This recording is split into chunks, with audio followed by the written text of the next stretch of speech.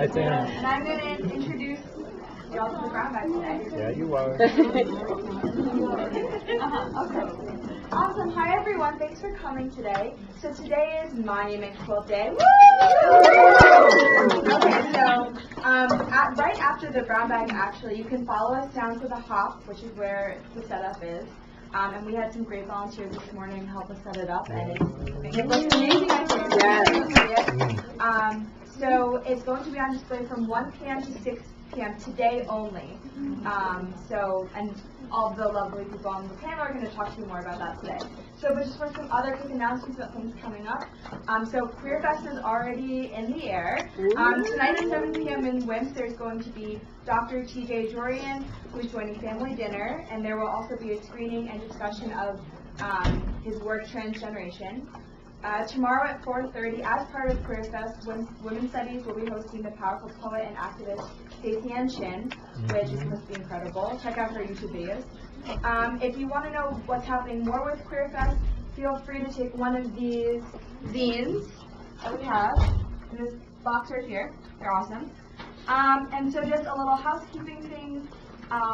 Please, if you have to leave during the presentation, do so quietly and respectfully, and clean up around the space where you were sitting. And there's trash and compost in the back.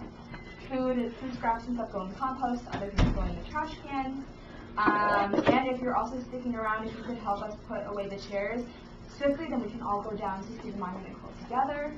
And yeah, thank you so much for being here. So to introduce the speakers today, we are so grateful to have Rebecca Nagle, Hannah Brancato, and Deletta Gillespe joining us to talk about creating community and healing among survivors of abuse and rape with the Monument Quilt. So the Monument Quilt is an ongoing collection of stories from survivors of rape and abuse. It is written, stitched, and painted onto red fabric, and the stories are displayed in cities and town centers to create and demand public space to heal. The quilt resists the popular and narrow narrative of how sexual violence occurs by telling many stories instead of one. The quilt builds a new culture where survivors are publicly supported rather than publicly shamed. So let's hear the experts talk about it. So a couple things before we get started. If at any point, we are going to be talking about sexual assault and domestic violence. And so if that is something that becomes not in your best interest to stay in the room at any point, feel free to leave. Taking care of yourself is #1 priority. And so there's like an exit that way, and there might be also, is there an exit that way? That's the only exit. So feel free to leave. We won't take it personally. And you might need to go to class or something like that too, so that's fine.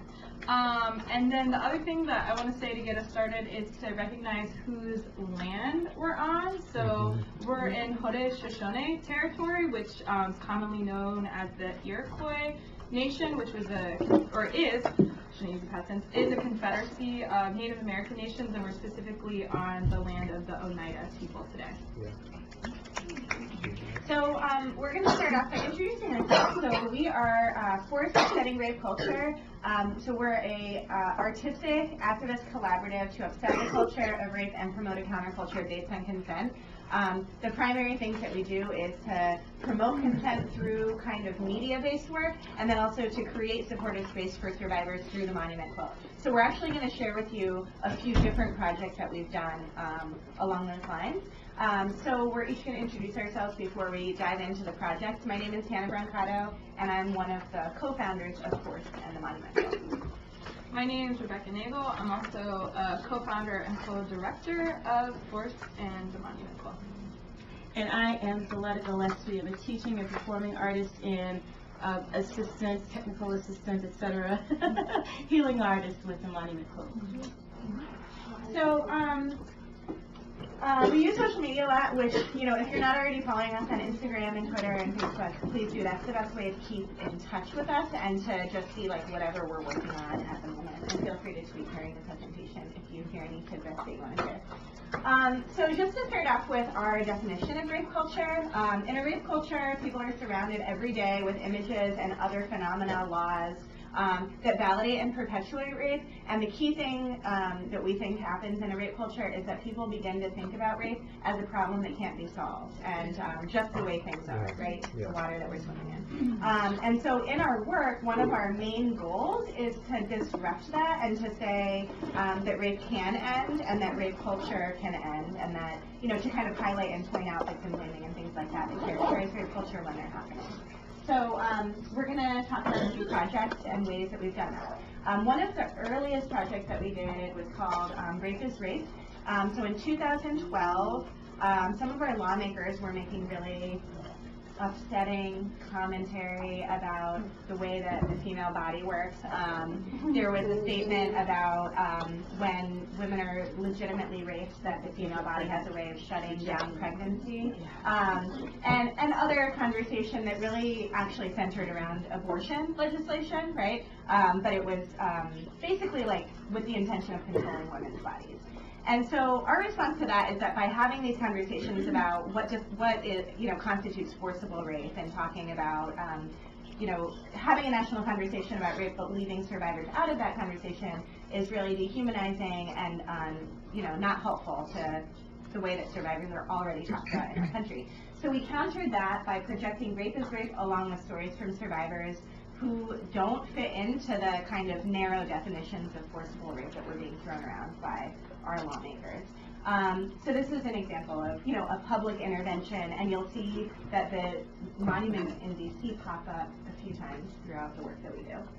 After that, so this is another example of rape culture. Does anybody know what music video this image is from? It was a big hoopla a few years ago.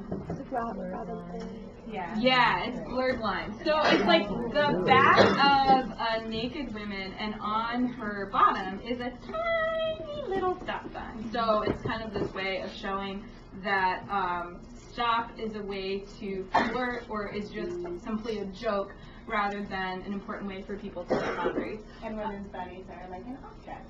Yeah. And so we found this in other areas, actually in a Victoria's Secret line of underwear called Pink. And so if you can see here, the underwear says no in really big letters, and then underneath says peeking in little letters. So it's like, no, just kidding, I'm flirting with you, which we thought was really problematic. Another line of another pair of underwear that they had said sure thing. So Pink is marketed towards younger women. It's kind of like Victoria's Secret's Happy Meal. It's used to like hook customers at like a young age to build like lifelong customers. And I think that they try to market this sort of like young, sex-positive energy at a time when young women are really still like, like when I was in high school, still very much figuring out like what my sexuality is and like what that meant to me. And so it's really problematic that these messages are part of that marketing, like sure thing and no peeking. So we imagined an alternative, and we created a fake website called pinklovesconsent.com with our own line of underwear that, instead of saying things like sure things and stop staring, said things like no means no and ask first. So on the website you could see Victoria's Secret apologizing for their previously rape culture slogans. So then we love styles that were all about rape culture. Now we love styles that are all about consent. Catch the changes hitting the stores this holiday season. So there's no peeking and no means no. And then, when it comes to sex, words like no are for setting boundaries, not flirting. So what happened is that it went viral. So for about 12 hours, people thought that it was like maybe real, and then people figured out that it wasn't real. We did this the day before Victoria's Secret annual fashion show. So then the people who are really excited about it, we got them to tweet about it during the fashion show using the hashtag #LoveConsent and the hashtag Victoria's Secret. So we actually, during the way, do you guys know how tweets trend and they can trend together? So the Love Consent hashtag trended with VX Fashion Show and Victoria's Secret during the fashion show. So we kind of like interjected this whole conversation about consent into what was otherwise people talking about what you can imagine. And so the last thing that we did was, so we released the fake website. We got called out as fakes. We took credit for it. We did this whole sort of like Twitter storm during the fashion show. And then the very last thing we did is we did an international panty drop, where we left consent panties and Victoria's Secrets all across the U.S. So it's international. And so you can see the Ask First underwear next to the Unwrap Me. And then one last thing we did, so one of the big responses we got too was people being like, well, we want the underwear, where do we buy the underwear, where do we buy the underwear? And we were like, well, you could knit the underwear. And so we actually online put up like a guide on like how to make your own consent-themed underwear. And this is a stencil that people could use to make silkscreens, to make their own underwear that we released.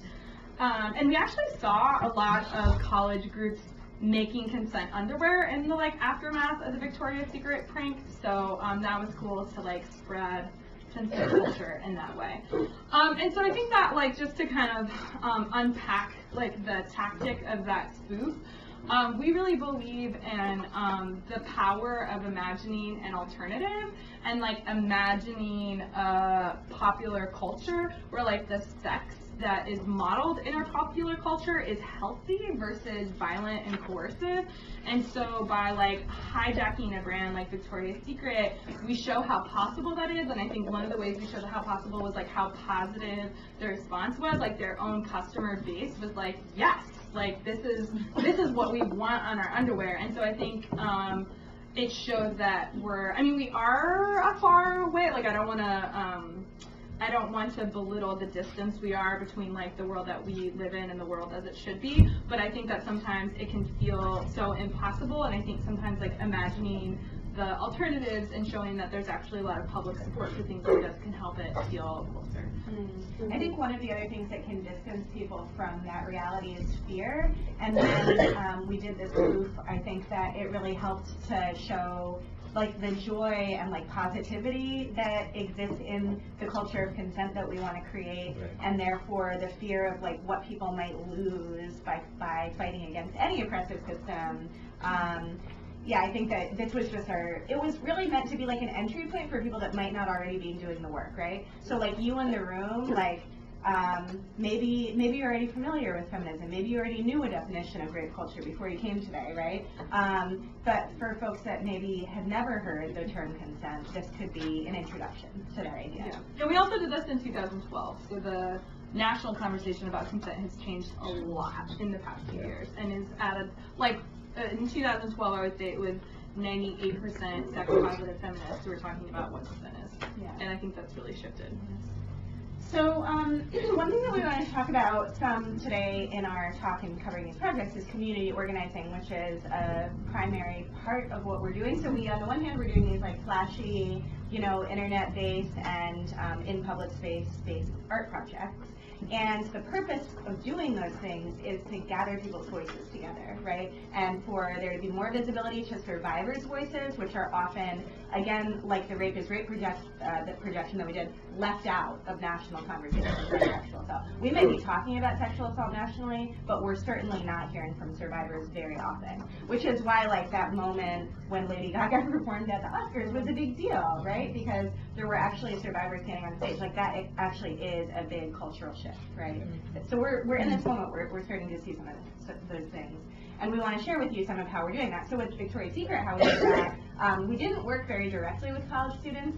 We sort of did it by tricking some college students because there's sales reps for Victoria's Secret on some college campuses, and we were tweeting the fake website at the sales reps who were then like retweeting it. And then continued retweeting like during the whole prank, like after it came out that it was fake. Yeah, people were so into it. Yeah. I mean, yeah, it wasn't that people were angry like, oh man, you tricked me. They were like, oh wait, well why doesn't Victoria's Secret just do this? So that was our, kind of entry point. But after that, we decided we want to work more directly with college students. So for the next campaign we made a fake party school list. Playboy releases a top 10 party school list every year. You might be familiar, right? So we revised the party school list to be the top 10 party commandments, the ultimate guide to a consensual good time. So it's been brought to our attention that fun-loving undergrads everywhere feel like their party times are under serious threat. The enemy, rape. To kick rape out of what we've been promoting, we had to reinvent the whole list. So we now present you with the ultimate guide to a consensual good time, the only good time that's a good time for everyone. And I read through that to kind of point to that same thing about fear that I was talking about before. Remember, like we're flipping it around. Instead of being afraid of changing the status quo, what we want is for people to see that the enemy is actually like the rape culture that we're living in. And if we can change that, we'll all be good.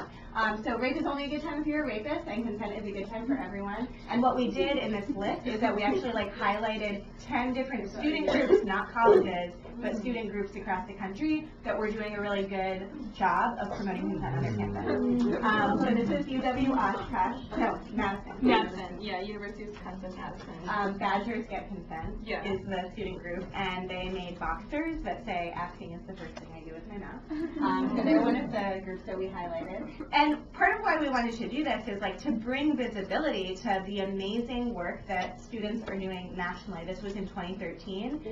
So, you know, in 2012 when we did Pink Plus Consent, in some ways we felt like we were introducing consent to a lot of people. And then in 2013, which is the same year that the White House Task Force on Sexual Assault came out, but before there was a lot of national conversation. Yeah. We wanted to point out, well, look, like students have already been doing that, and because students have been doing that, now that's why the White House is paying attention. It's because of the student organizing that's been going on. So we made some, like, you know, we photoshopped some pictures. Michigan. So we added a little twist. So we got a little bit, like, I don't know, just internet famous for a minute with the Pink Plus Consent prank. And so people, like, if we released this list without any additional tactics, people would have known, like, right away that it was us, right? And so we made 3 fake news sites. This might look like the Huffington Post, but it's not. And we pretended that three news sites were like covering the revised Playboy. And what that did is it just extended the joke a little bit. Yeah. And we extended people's belief. We fooled, well, I think it's on the next slide, but we fooled some people that we really respect, like Jessica Valenti. Like, some people thought that it was real. And then we have a pretty good relationship through doing this with actually the college editor of HuffPo, Tyler Kincaid, who actually deserves props for being like one of the first like mainstream news outlets to like seriously cover campus sexual assault and like made that his business. But like his editor came up to him the day of the prank and was like, "Tyler, have you heard about this Playboy thing or covering it?" And he was like, "Well, sort of." Because he had already seen that we pretended to be him. But they didn't really cover it, so it's good. Yeah. So we pretended to be Up for the Bro Bible, yes, Bro Bible, and Huffington Post, and all of them actually reposted the infograph on their real site, so that helped to get some visibility. So yeah, like, you know, we did our social media, we call it like a social media army. That's one of the kind of organizing tactics that we use when we do web-based interventions like this. And what we do is that we know that there's 100 people who are going to share it the day of, and then kind of continue to give it airtime. So yeah, there was some interesting conversation on brobible.com when they reposted the infographic. This one guy said, "Awesome, feminism is the way to create a better world for all bros, lady bros, and anyone in between."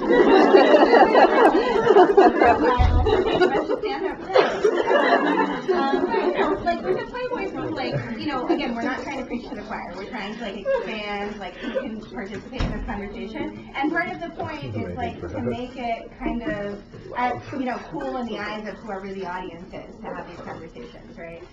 So I think that we were successful in doing that. There was also like a retweet on Total Frat Move, which is kind of like a messed up Twitter and like website, but they retweeted something that we said, which is rape is only a good time if you're a rapist, and fuck those people. So that was a kind of successful moment. So, you know, again, like the only way that we can change the culture is by like everybody in our culture changing, not just the people who already agree with us. So one of the cool outcomes of what we did is we released our Party School Guide right around when Playboy was supposed to release theirs, and they delayed their release by a week as a result of the media attention that this got.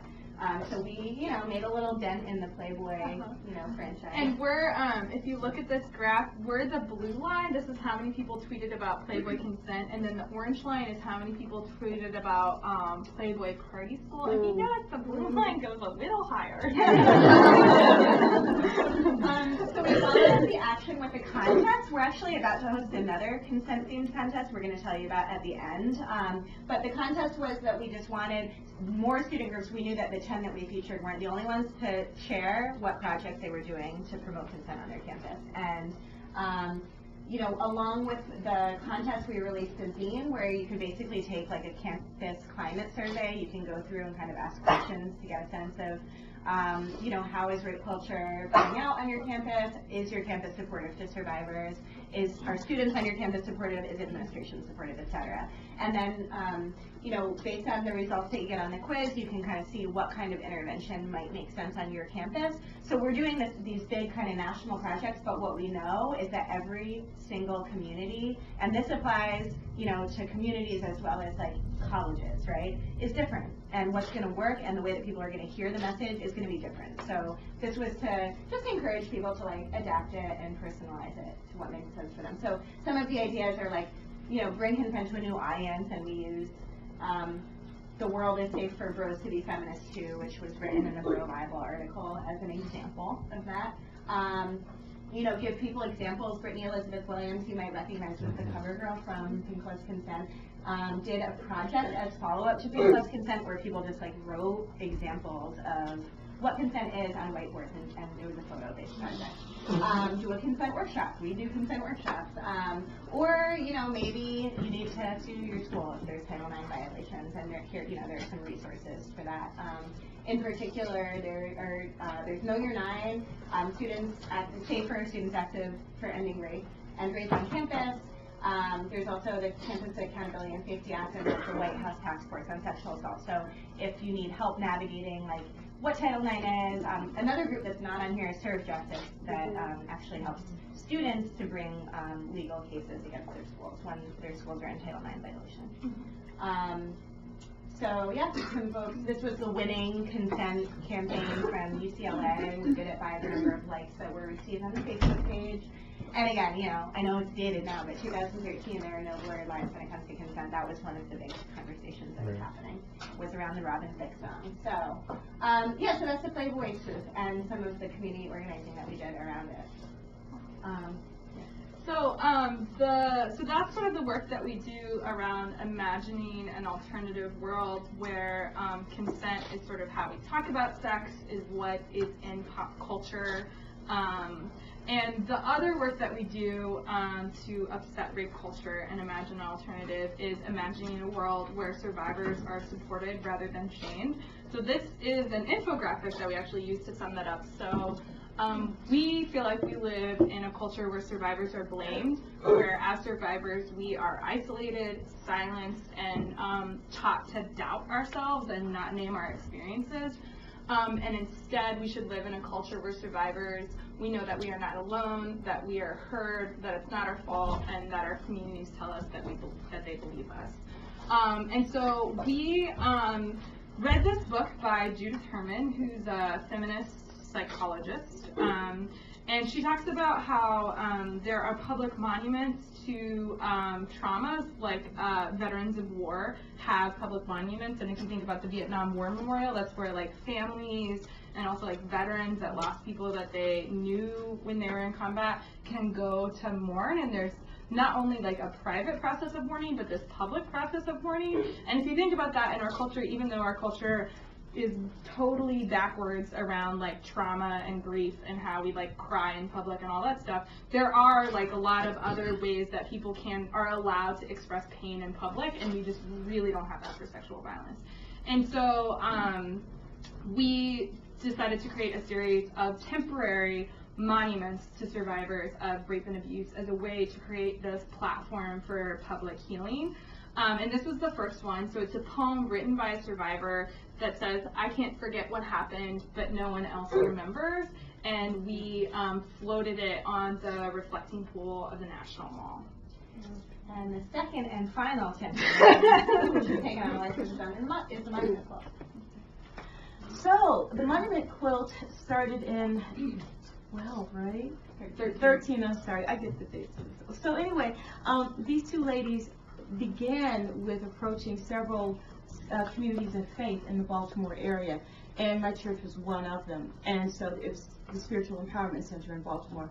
And we were really, really happy when to have been approached, and they came to our church and explained what they were doing, and they wanted to conduct a quilt making workshop, and we were like, well, a couple of us sew, and I don't sew anything but a button every now and then. They said it's really easy, and so they brought materials. We had things that we used, and we made the quilt, and our contribution to the quilt. And it was so incredibly moving to be in the room where survivors are talking about their experiences as they're writing their stories. There is just this huge emotional release, even a physical release in some senses, of when you actually are creating and writing and sharing your stories. And it was just so powerful, and we were just so honored to be a part of it. And that began my association with these ladies. And there's another young woman who's also part of my church who is not here, but she also has done a lot more road trips with them than I have. But the concept is to work with communities, women's organizations, any organization that supports survivors or provides services, communities of faith, colleges, universities, anybody. And once they receive the letter, then plans are made to figure out what that participation looks like. And so been to 23 cities so far, and where we've done this quilting workshop, and it just continues to grow. You can see some of the places that the quilt has been to. And in every place, we also provide spaces where people can also add their voices, and either as a survivor or an ally or supporter of survivors. And so, Yeah, I was just going to point out that, so the quilt is an ongoing collection of stories from survivors of sexual and domestic violence, and also messages of support for survivors. Absolutely. So what you can come over and see is examples of those. It's actually not the complete quilt, but parts of it. The vision is to blanket the National Mall with the monument quilt. So after we're doing these tours, after we're doing displays like the one that you're having today here at Colgate, the quilt will blanket the National Mall for a week-long display where 6,000 stories will be installed for a week, which statistically is about the same number of people who will be sexually assaulted in that week. The idea is that when we're in the quilt, we're thinking about, like, this is an epidemic. This is happening to more people than we even know because of underreporting. And it's a call, the idea of a temporary monument, this is a call to action, right? That we need to, first of all, have permanent spaces for healing. You know, the experience of, like, being in a workshop shouldn't be a fleeting and temporary experience. It should be an option that's always available for survivors. And that also, we need to do something to actually not just intervene in crises, but to change the statistics, right? The statistics have not changed since they started being collected. That 1 in 4 women will be sexually assaulted in her life, 1 in 6 men before the age of 18, right? And we look at statistics for childhood sexual abuse because you're a survivor for your whole life. This healing thing is a lifelong process. It doesn't just go away after you've gone to a therapist a couple times, right? So these are just some examples of other quilt displays. Yeah, and one of the, a couple of the main ideas with the monument quilt are sort of shifting the burden. So instead of the burden being on the survivor, like one thing I say a lot is, as a survivor of childhood sexual abuse, I'm like constantly told that, like, I'm broken and that I need to, like, spend years in therapy, putting myself back together and fixing myself and healing. And that makes me really angry because I feel like, how am I what's broken? You know, like, what's broken is this culture, like this society, like all of this stuff that perpetuates rape culture to the point that it's normal. And so I think that a lot of our models for healing, like, while access to counseling is so necessary, I think that we really need to start, like, politicizing, like, what we're telling survivors they should go and do. And so, or I feel like a lot of that happens outside of a political context, and I think one of the things that is unique about the quilt is that it is by and for survivors and about us having our own space to heal, but also in a way that I think is really radical because it's creating this public platform. And we also think that survivors should have access to public space to heal, and that that's a choice. So like for people who don't want to have access, don't want to tell their story in that way, it's not mandatory, but basically we live in a culture where because of victim blaming, it's not really an option. Like if you want to tell your story publicly, like the consequences of that are really real. And so we need more public platforms like the Monument Quilt where for people who that's a necessary part of their healing process can have that. So, and I mean, for us, like part of why we started this is that for us, activism is incredibly healing. And I mean, I've had conversations with people who've been in workshops that said, therapy never worked for me, but like being in this communal environment and, you know, having space for my healing process is working, right? And so again, we just need choices as survivors, and this is a new choice. So one other really important thing about the Monument Quilt is that we see narratives are really powerful, and like the stories that we tell ourselves about like the founding of our country and like how sexual assault happens and like who it's affecting and like why it's happening are really, really powerful. And then survivors are constantly running up against those narratives when they're trying to seek justice, when they're trying to seek healing, when they're trying to seek resources. And perpetrators also are very like aware of those narratives, right? And like are constantly using those narratives to further their violence and know that they can get away with it. So what we see in the U.S. is that a very particular type of narrative gets credited. So white women, heterosexual, younger, attractive are like the type of people that we imagine being sexually assaulted.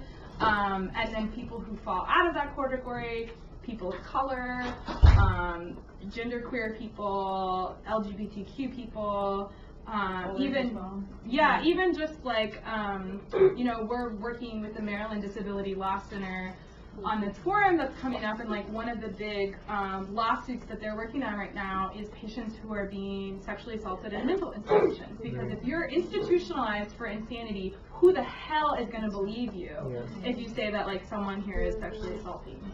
So it's basically like, you know, the perfect victim is the victim who is believed and whose story is told, and the person who's not believed and whose story is not told, and who maybe they are trying to tell their story, but their story is ignored and swept under the rug, right? Yeah. Are people who are experiencing other forms of oppression in addition to the fact that they've been assaulted. And so one of the big purposes of the Monument Quilt is to reshape that mainstream narrative and to do it through survivors telling our own stories directly. So survivors send us their stories in like a mail package, and we just sew it together. And so we're not filtering it, we're not rewriting it for them. People get to choose how they tell their story and what's important to them.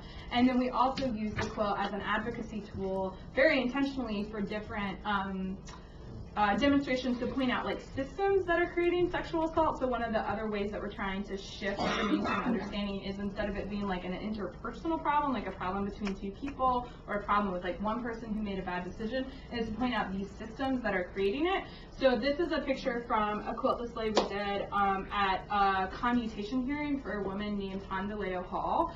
And she is in prison, still currently in prison in Oklahoma, under an Oklahoma state law called failure to protect. So her husband abused both her and their child, and she was sentenced to 30 years in prison for failing to protect her child from her abusive partner. He did 2 years. 2 years, and she got 30. So we were at the commutation hearing last spring in Oklahoma, which is my home state, and I was glad to be there and really pissed off that we heard while we were in process during the display that she would be given a commutation hearing. And of course a few months later they heard it and they denied her. So she's still serving time. And at this point there was no option for parole for her. 30 years. And she's already, at the time of this display, she had already served 10. So, you know, being criminalized, as a black woman, she's a black woman, like being criminalized for being a survivor instead of being given services. And this is one of the stories that people don't know about, like not enough people know about. And if people know about it and they're trying to tell people about it, that isn't getting attention, right? It's not, there's not a, it's not on stage at the Oscars, right? It's not, there's not a documentary that's been made about it. And so these are the kinds of stories that we really want to try to highlight in our book. Yeah. So another issue that we've done a lot of work on is tribal sovereignty. So I'm a citizen of Cherokee Nation in Oklahoma, and there are over 560 federally recognized tribes in the United States, like my tribe. And because of, federal Indian law is really complicated, but basically because of a Supreme Court decision in the late 70s, our tribes are prohibited from prosecuting people who are not Native. So if I'm on my tribal land and someone who is not enrolled in a federally recognized tribe rapes or murders me, my tribe can't prosecute them. So technically the federal government can prosecute them, but the federal government doesn't give two flips when Native women are violated, and they don't really do anything about it. And so this was a case at the Supreme Court that arose out of a sexual assault. So a 13-year-old was sexually assaulted by his store supervisor at a Dollar General Mississippi Band of Choctaw Indians land. Because of the way criminal prosecution works, the family couldn't prosecute the tribe could not criminally prosecute the assailant, but the family sued Dollar General, like you would when your 13-year-old is sexually assaulted in their store. In Mississippi Band of Choctaw Indians court system, Dollar General was found liable, and then what they did is they filed a countersuit in the state court saying that Mississippi Band of Choctaw Indians can't sue us because we're non-Native, and so they don't have jurisdiction. And this case has made it actually all the way to the Supreme Court. It was heard on December 7th. So this was a demonstration we did with the National Indigenous Women's Resource Center, the National Congress of American Indians, and the National Indian Law Resource Center, and a bunch of tribes came out. So Muskogee Creek Nation actually brought their tribal police. It was like awesome. It was like the light horse where they were the marshals for the parade. So a lot of people came from across the country. And so the case is still being heard, like they haven't published their decision on it. And so we're hoping, but basically the implications of the case is that if the Supreme Court rules in favor of Dollar General, it would also take civil jurisdiction away from our tribes, so we wouldn't be able to hear civil cases involving corporations. So that includes like protective orders and restraining orders. Tribes wouldn't be able to issue those against non-Natives, so it would have a huge and devastating impact. And I think shows like how when we talk about like systems, as Native women, we experience sexual assault 2.5 times more than any other ethnic group. Like, just the rates of violence in Indian country are insane. And like, I can't tell you how many times I've been in a room of Native women, and it's like everyone has a story. And that's because of colonialism, and that like our tribal governments are always treated as inferior, and like our authority is like not recognized. And so that plays into this epidemic. And so, really since the 70s, leaders in the movement have been fighting for tribal sovereignty, and we've gained some things back, but there's still a lot to fight for. So those are Tondalea Hall's case and the Dollar General case are two examples of like how the Monument Quilt is a platform for organizing, right?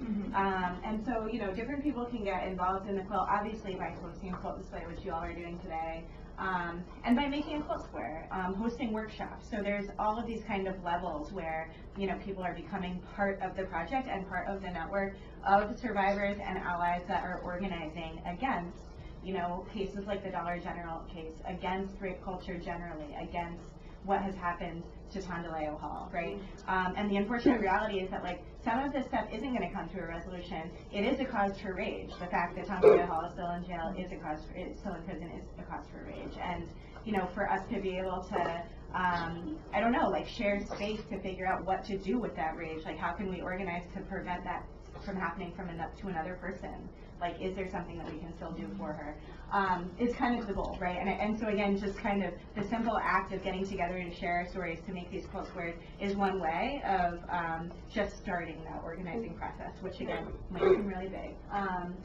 So currently in Baltimore, we're based in Baltimore, Maryland, and we've kind of landed back at home for this month and next month. We travel around a lot, but we are doing a campaign in Baltimore where we're blanketing our city with messages of support for survivors in the lead up to what will be the biggest display of the monument quilt to date. So what you're looking at is a few examples of bus advertisements and billboards that are around our city for the next couple of weeks. The quilt display in Baltimore, if you have friends or family that are there, is on April 9th, and it's a Saturday from 12 to 5 p.m. So your voice matters, you did not deserve it, you are not alone, and there is hope, there is healing, are the messages that we're blanketing the city with. We're hoping that this is, and the subline I should say is survivors of rape and domestic violence deserve support, not shame, right? It's a really simple thing, but I think as you've seen from some of the specific examples that we give, that the result of that shame, like there's the certainly like healing and psychological implications, and then there's like policy level stuff that can be a result of the shame that's constantly put on us as survivors. Anyway, we hope that this can be a little bit of a model for, how the Monument Quilt's message can continue to spread to more people. Not everybody's going to, be on the internet finding the memes that we make. So, those kinds are good. So we're going to actually close out talking about the Monument Quilt a little bit, and then move into something that we'd like your feedback about and questions. So before we do, I'm going to turn it over to Deletta for a moment. Okay. So one of the things I do in addition to supporting the Monument Quilt and touring when I can is I'm, as I said, a teaching and performing artist. I am a singer-songwriter. I have work published. I basically have created music that I perform on occasion with these ladies when I go out. And I also work with several other communities. I worked with the elderly, the aging, and I also have my own work with survivors of human trafficking. And so a lot of things I do creative writing workshops is part of the healing process. And I also encourage people to sing. And I don't know if you're aware of it, but just certain notes create certain vibrations that help release stored memories, they help release emotions, and help promote healing. And it's scientifically proven, so this is one of the things that I do. So I have composed a song. It's on a CD that I have produced. And I just want to share a bit of it with you. And singing we've gotten away from singing being a communal effort. To the point now where you see somebody on stage, oh yeah, that's really good, but we don't sing together in community. So I'm going to have you sing this song with me, okay? It's really, really easy. I'm just going to point to you, and you're just going to mimic what I sing, okay? In fact, I wrote a verse. I changed it a little bit. I wrote a verse specifically for you today. So I'm going to use my cheat sheet. And we're going to share this song, okay? And the song is called Come to the River. And it's an invocation that no matter who you are, where you come from, what you look like, that there's healing. And so the river is used as a proverbial notion of healing, water being very cleansing. And so, so I will sing the first verse, and then I will sing the verse that I wrote for you today, and you're just going to repeat when I do this. Everybody see me? So when I do that, that's your turn to jump in, okay? So, come to the river of love. Come to the river of love. Come to the river of love.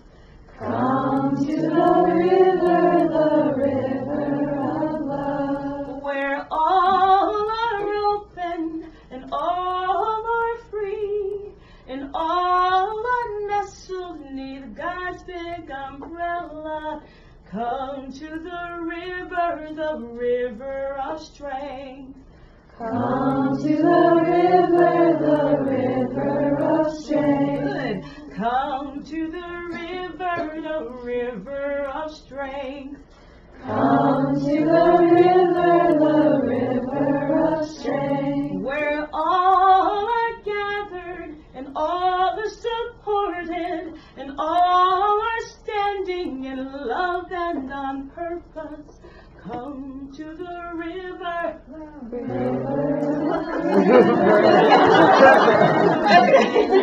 Come to the river. Come to the river. Come to the river. Come to the river. Come to the river of love. Come to the river of love. Blessings. Thank you.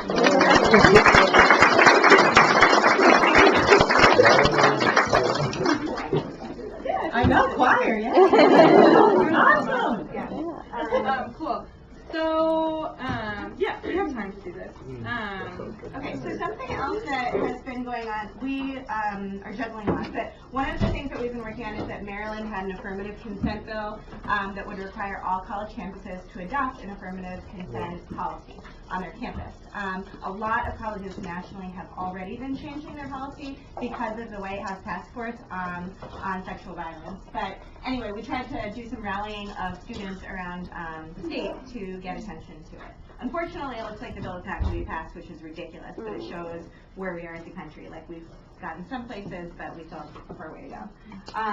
But we would like to show you, Ali, did you already show It's on the Chrome link. There you go. Maybe we should just do this one for fun. Sure. Well, I don't know. I feel like this kind of bridges. So we're going to show you two videos that nobody else has seen yet, except for the people that are in them. And these are going to be released soon. So, the first video that I'm going to show you kind of bridges back with the bus ads.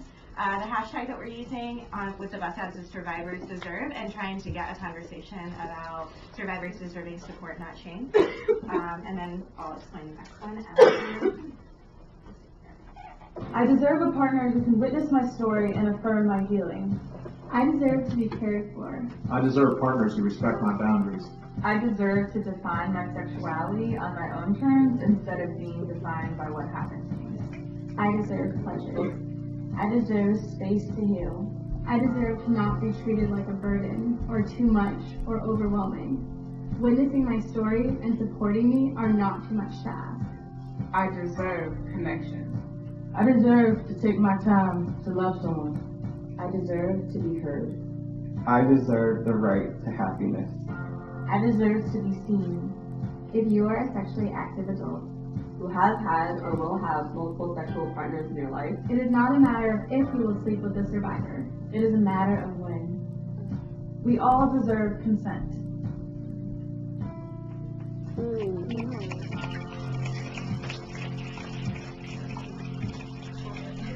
So that's a video that we're hoping to release in the next couple weeks. And the idea is, I think that a lot of times in consent we forget like why consent is important for survivors, especially. I mean, I think it relates to the conversation that we had with some of you all about what's happening on campus here, which is that, yeah, consent's being promoted, but survivors and what they need are kind of being left out of the conversation. And, you know, I mean, whether you feel that that's happening at Colgate or not, I will say that it's something that we see happening nationally. The next one is one of the other conversations around consent that we've been frustrated by, and we've seen it change and shift, like, people are talking about consent now, but they're getting really caught up in, well, like, is that really practical? Like, are people really going to practice consent? And we're like, well, if they're not, then they're raping people. Like, they're saying that consent's too hard, and, like, we don't need to rape each other. Like, I don't understand. But like, the three options are, like, celibacy, rape, consent.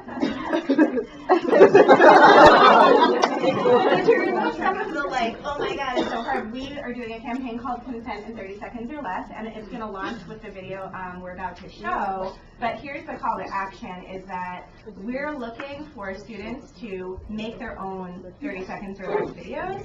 And so we would love to get at least 5 of you to sign up today to make a video that will launch the campaign. What you'll get in exchange for being the first for making a video is a consent t-shirt. You'll also be entered in the contest where there's a cash prize from the Sex Positive Sex Store in Baltimore Sugar, and a feature on our media partners news site. So if you're interested in, you know, getting on the bandwagon, come see us right after this.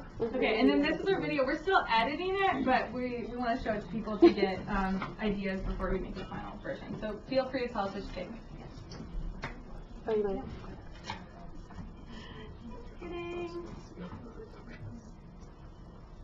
People want you to think that talking about sex isn't sexy, that it ruins the moment.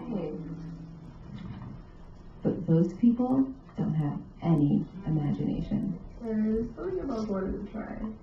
Yeah?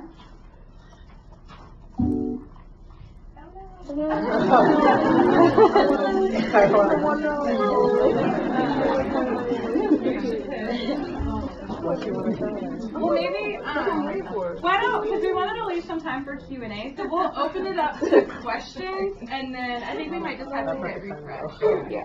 So we'll, but does anybody want to ask questions while we're letting the video reload? Yes, Charity. Okay, I don't really have a question, but I've been like burning up over here. It's more of like a comment. I don't know how to like put my emotions into words, so I'm gonna try. And I'm gonna try to not cry. So there's, I don't know, I'm like very sensitive to like energy and stuff, and I just feel like you all are covering, I told my project this, that you're like doing something that feels really right. And right on like every sphere, not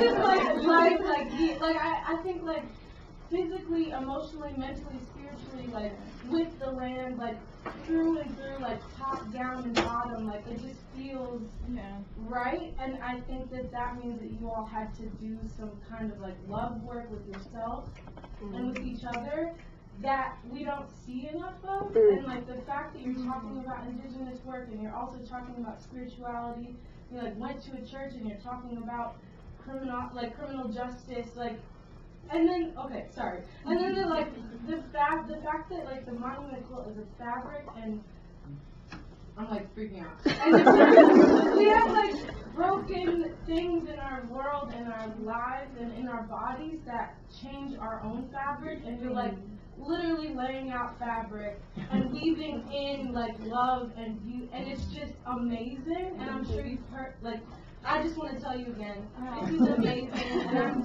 so like, I love the people in here, but I'm like happy that we are like joining that, and I hope that we understand how serious what we're doing is. Because like in order to weave fabric, we gotta like love and weave in ourselves too. And I'm not really words, but thank you for like this. It's absolutely beautiful. Well, we think a lot about how we bring people together, and we should say, so how Force functions is, Hannah and I are the co-founders, and then for years we were collaborating with lots of different people like Deletta, and had long-standing collaborative relationships with people, and then this August we formed a leadership team, so there are 30 people from across the U.S. who are kind of creating the broader vision for the monument quilt. And we spent probably like the majority of the retreat, which was the first time we all gathered together in people, just like taking care of ourselves and like establishing like how we're going to do this work. And so it's definitely like a really important part of the work. And I think social justice in general, like it's really hard, and most of us are involved in social justice because like we have a lot personally at stake in it. And so it's like to be constantly like bringing yourself to it, it's like really important to have a practice that's sustainable. So. I just like one of our leadership team members like commented on somebody's Facebook post just now and it said, I just want to share it. It says because we were talking about like ideas for self-care last night, and I want to share this with the room.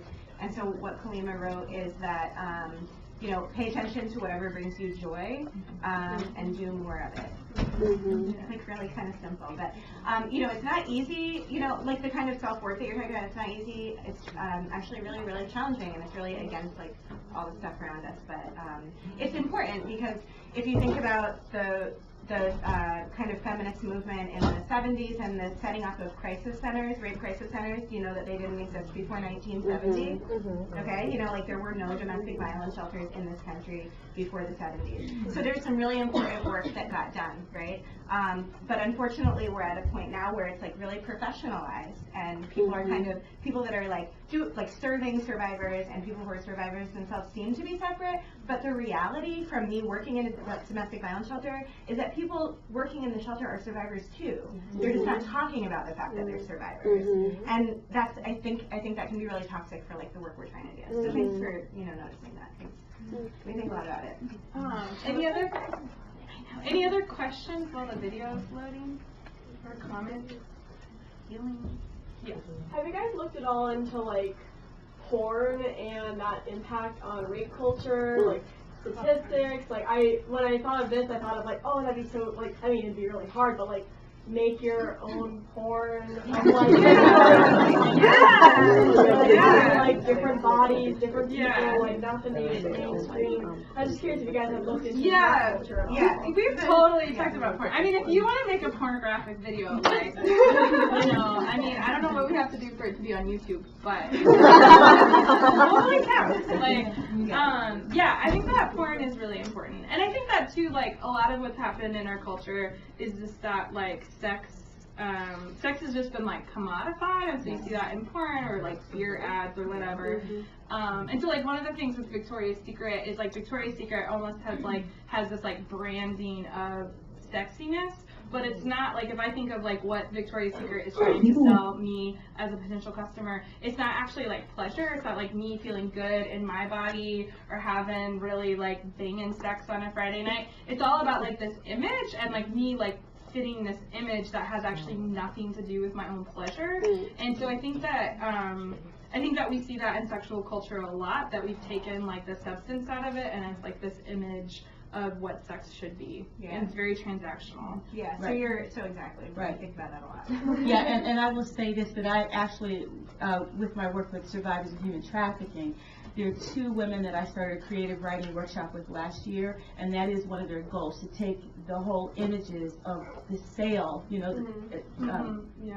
transaction, if you will, and flip it on its ear. So I'm hoping we ran out of funding to complete it, but I'm hoping that we can continue to do that later this summer. So it's on the table. So yeah, there are people that are having that conversation. Absolutely. Any other questions? Yes. Hi. Thank you all for coming, by the way. And I wanted to know if Forest in the Monument Quilt works with children on any level, whether it's like teaching them about public protection. Yeah, that's a great question. So 2 ways that we do that. Well, one is that, like consent education, if it starts in college, it's too late, right? And so one thing that I would say is needed, and that there's a new collective within Force called Gather Together in Baltimore, and I think there's some members that might work on consent education in like elementary, middle, high schools in Baltimore. It's something that's like, there's some conversation about kind of nationally, like just requiring consent and healthy sexuality education at an earlier age, even before you're talking about sex, right? You're talking about asking permission. So it's something that we like touch on some, but with the Monument Quilt specifically, we're working with a therapist in Baltimore to develop a guide to adapting Monument Quilt workshops working with young people under 18. A couple of things come into play. Most states have like a mandatory reporting law, so that if a child discloses to any adult, that adult would be required to report that abuse. And so because of that, we want to just be really intentional about how we're inviting young people to participate, and so that everybody involved knows what's going on. And how we're inviting adults to facilitate workshops with young people where like they could be really legally liable for some heavy stuff. And maybe not know that otherwise. But there's basically, like the person that we're working with is a therapist who runs support groups with known survivors of sexual violence that are children. And so there's facilitating Monument Quilt workshops with that group of people. And then there's facilitating Monument Quilt workshops where, this is like a good example of advocacy, right? And how art and activism intersect. It's a great way to introduce the idea of consent. So what we're working on is a guide where the Monument Quilt workshop would introduce some of those ideas, and then just like, books to tools. So the answer is yes, and like those are the complications around it. Hello. I wanted to thank you for coming as well, and thank you for acknowledging the land of which we are on. I wanted to ask if there is legality issues regarding like making a Huffington Post. Like, I think it's pretty remarkable that those 3 like news outlets that you targeted actually reposted what you made, but I find that to be like probably not the norm.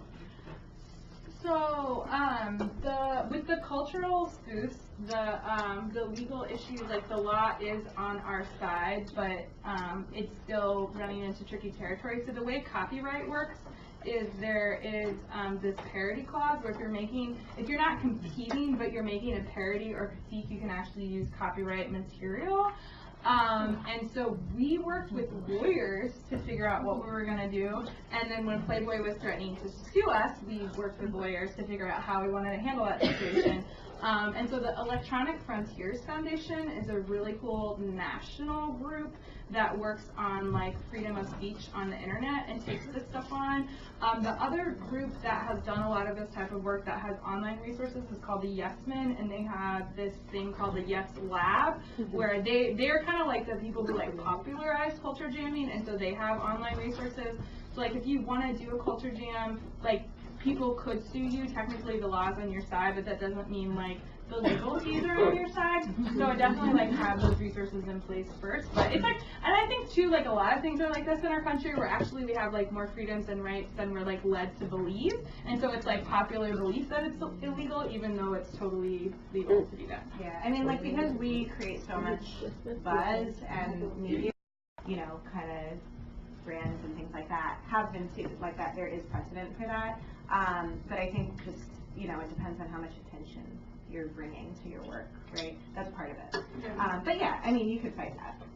So, yeah. Cool. In the back? Yeah, I don't mean to like keep this any longer than we agree. And I have like a question in regards to, you kind of like split up the presentation into the work that you do that is more focused on like reimagining a future of like a consent culture, and then the work that you do that's more geared towards survivors. And I think the last video you showed kind of hit the nail on the head for me with this, but and there's also probably like not an answer that you can give right now, and so I'm like happy to talk about this more after. But I was wondering how you like work in like I don't know, I guess like I find myself in a lot of spaces on campus that are geared towards positive sexuality or enthusiastic consent or survivors, but it's really hard to make a space that links those together, and to have a space that's advocating for like this future of a consent culture while also keeping survivors in mind. And I was wondering if you decided to do that. It's something that we've been having a lot of conversations about. I think that there's a need for more people. Like, I'm going to turn it back to you in some ways. Like, you know, we're releasing this video. We're going to write like a think piece about it, about why consent is important for survivors and a culture of consent is important for survivors. Because I think we are in this critical moment where people like yourself who have already been having conversations around supporting survivors and consent feel a little like impatient, or maybe not impatient, maybe like, are we undoing all the work that we've been trying to do? Like there's this kind of moment of, you know, like, is this actually helping us or is this hurting us? And so I think that the need right now is for more people to have more conversations. And again, like we happen to make like visual things like videos and images, but we need more writing about it. You know, we need more videos and imagery about it. So I think that the answer is that, yeah, like that's exactly like the practice that we're on right now. There's a really good, well, there was a great article that we shared a couple months back, maybe almost a year ago, about consent for survivors. Do you remember who wrote that piece? I don't. But yeah, I mean, I think that like that's the growth area. Like that's the direction that we really need to go in. Yeah, and I think too, it's like what's hard is that, and I think feminism is really guilty of this, but I think that a lot of times in trying to like correct a problem, we can be really prescriptive. So it's like, if you're X, you should do Y, and it's like really what we should be working on is like removing those like requirements, like especially when it comes to things like sexuality, and especially when it comes to things like healing from trauma. Like those, like it's just like you can't tell people they should or should not be doing anything when it comes to that. But I think that I think feminism in particular can be really guilty of like, because we're like fighting for something, then we just like dig our heels in and like mark our territory in this way that like benefits like some feminists, but not everybody. And so I think that that's like one thing that as like in movement building we just need to be really aware of. I mean, I think that basically what you're seeing with consent right now is that like administrations or, you know, whoever knows that they now have to talk about consent want to talk about it without talking really about sex or really talking about trauma. And you can't really do either of those things. And so I think that we just have to like put it back in everyone's face. Yeah. Like, you don't get to have this conversation without addressing these. So the video, it's like 12:32, so I would like permission from the room to show this video. Yeah. Okay, sure. It's like, it's really short. Yeah. Okay. People want you to think that talking about sex isn't sexy, that it ruins the moment. But those people don't have any imagination. There is something I've always wanted to try. Oh yeah?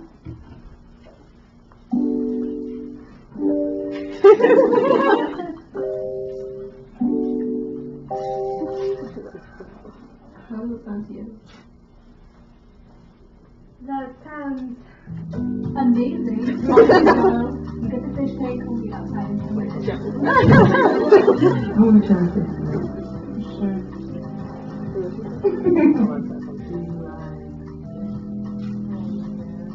How about this? No! I don't like that.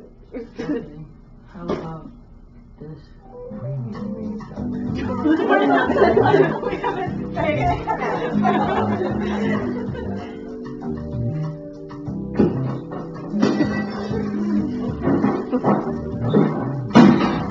you want to take this upstairs? I don't like to take things too fast.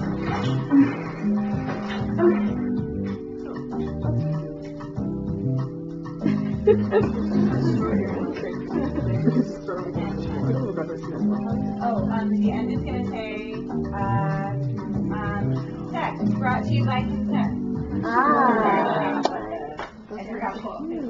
So yeah, so the idea with the video is that here are some examples of people negotiating sex in 30 seconds or less, and then we're going to invite other, like the general public to make videos and have like a little contest. So we're still editing the video, so if you guys have any like big things or small things that you think we should change, and if you're interested in the contest. Yeah, and actually, just back to the question, you know, I think that like inserting some of the parts of the conversation that need to happen into the contest, like, you know, saying no and ending there and like it's okay to say no and like it's not the end of the world, or you know, talking about survivors and consent. So if you're interested in doing those things, maybe you want to participate. So yeah, come talk to us if you want to be part of the video contest, if you want to be one of those like 5 people. I mean, more people can sign up. And then I think we're going to try to walk over to the quilt display together in a few minutes.